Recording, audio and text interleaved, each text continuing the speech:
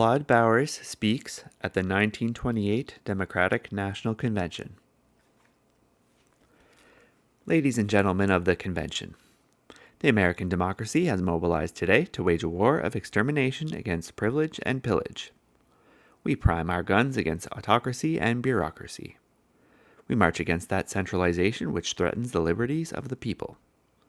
We fight for the Republic of Fathers and for the recovery of the Covenant from the keeping of a caste and class.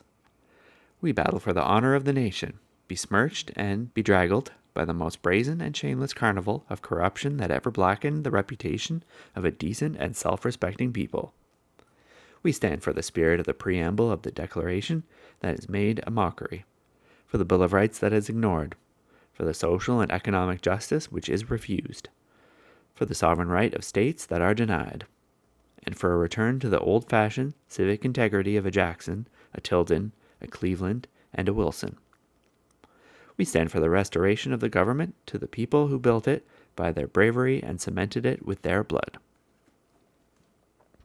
The issues are as fundamental as they were when Jefferson and Hamilton crossed swords more than a century ago. To understand the conflicting views of these two men on the functions of government is to grasp the deep significance of this campaign. Now, Hamilton believed in the rule of an aristocracy of money, and Jefferson in democracy of men. Hamilton believed that governments are created for the domination of the masses, and Jefferson that they are created for the service of the people. Hamilton wrote to Morris that governments are strong in proportion as they are made profitable to the powerful, and Jefferson knew that no government is fit to live that does not conserve the interests of the average man. Hamilton proposed a scheme for binding the wealthy to the government by making government a source of revenue to the wealthy, and Jefferson unfurled his banner of equal rights. Hamilton would have concentrated authority remote from the people, and Jefferson would have diffused it among them. Hamilton would have injected government activities into all the affairs of men, and Jefferson laid it down as an axiom of freedom that government is best which governs least. Just put a pin in this. There is not a major evil of which the American people are complaining now that is not due to the triumph of the Hamiltonian concept of the state. And the tribute to Hamilton at Kansas City was an expression of fealty to him who thought that governments are strong in proportion as they are made profitable to the powerful. Who proposed the plan for binding the wealthy? Who devised the scheme to tax the farm to pay the factory? And whose purpose was it to make democracy in America a mockery and a sham? Thus we are challenged once more to a conflict of the fundamentals, and a clear call comes to us today to fight anew under the Jeffersonian banner, and with Jacksonian sword, and in the Wilsonian spirit, and crashing the gates of privilege, make Jeffersonian democracy a living force again in the lives and homes of men. You cannot believe, with Lincoln in a government of the people, by the people, and for the people, and with Hamilton in a government of the wealthy, by the influential, and for the powerful. There are Lincoln Republicans and Hamilton Republicans, but never the twain shall meet. What a majestic figure was he who led us in those fruitful years. The cold, even light of his superb intellect played upon the most intricate problems of the times, and they seemed to solve themselves.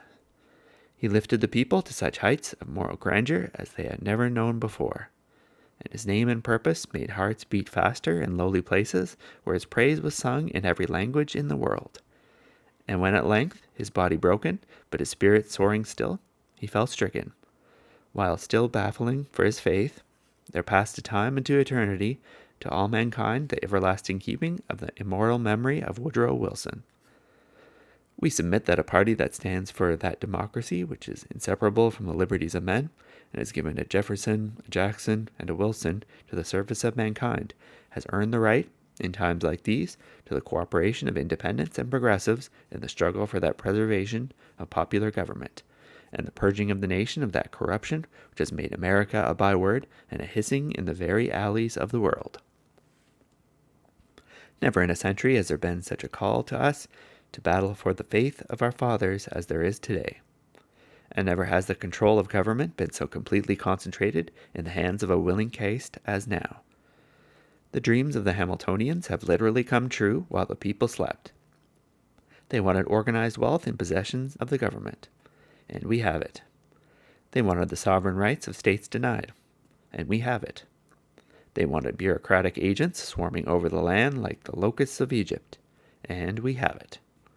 They wanted government made profitable to the powerful, and we have it.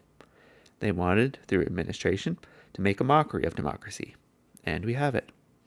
Hamiltonian state is necessarily a temple of gold resting on the bowed backs of peasants in other people's fields, and we almost have that now. They would deify dollars and minimize men, limit self-government and centralize power, cripple democracy, empower bureaucracy, welcome plutocracy, and we will soon have that too. Given the plunderbund but 8 years more of such governmental cooperation, and a combination of power companies will put a few men in control of the public utilities of a mighty empire. Make no mistake about it, that is the great Jacksonian struggle of tomorrow.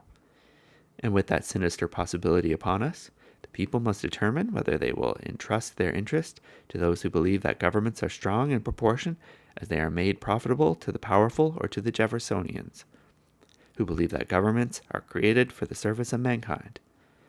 Once in possession and entrenched, the plunderbund of the power monopoly cannot be dislodged by the fighting force of a dozen Andrew Jacksons. We are mobilized to lead the people back to the old paths of constitutional liberty and to the good way. We are going back to the old landmarks of liberty and equality, when ordinary men had rights that even power respected, when justice, not privilege, was the watchword of the state, when the preamble of the Declaration and the Bill of Rights had meaning, when the nation embraced every section and every class. Our principles have been written in the triumphs of the people and baptized in the blood of our bravest and our best. Jefferson phrased them, Jackson vitalized them, Wilson applied them, and we go forth to battle for them now. We face a foe grown arrogant with success. It were infamy to permit the enemy to divide us or divert us on the eve of such a battle. Issues are involved that go to the determination of the future of our institutions and our children. The call that comes to us is as sacred as the cause of humanity itself. From the grave at Hermitage comes the solemn warning that no party ever won or deserved to win that did not organize and fight unitedly for victory. And we shall thus organize and fight. This is a unique campaign. And we shall win because our cause is just. The predatory forces before us seek a triumph for the sake of the sacking. Their shock troops are the Black Horse Cavalry, whose hoofbeats have made hideous music on Pennsylvania Avenue during the last 8 years. They are led by money-mad cynics and scoffers, and we go forth to battle for the cause of man. In the presence of such a foe, he who dallies is a dastard, and he who doubts is damned.